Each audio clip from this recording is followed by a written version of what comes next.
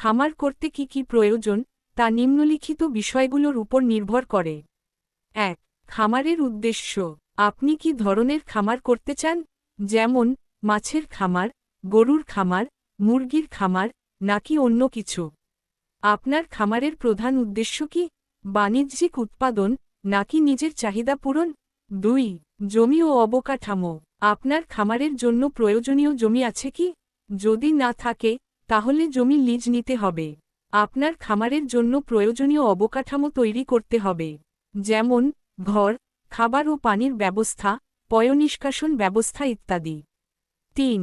পশু ও পাখি। আপনি কি ধরনের পশু বা পাখি পালন করতে চান? আপনার পশু বা পাখির জাত নির্বাচন করতে হবে। আপনার পশু বা পাখির খাবার ও চিকিৎসার ব্যবস্থা করতে হবে। ৪. প্রয়োজনীয় সরঞ্জাম।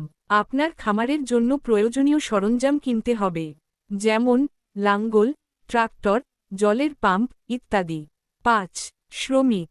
আপনার খামারে কাজ করার জন্য শ্রমিক প্রয়োজন হবে। ৬. খাদ্য ও চিকিৎসা। এগুলো খাওয়াই থাকে, আপনার এগুলো পশু খাওয়াইতে বা হবে তো, পাখির ফেনির জন্য ট্রিটমেন্ট দিচ্ছে প্রয়োজনীয় না। খাদ্য সরবরাহ করতে হবে।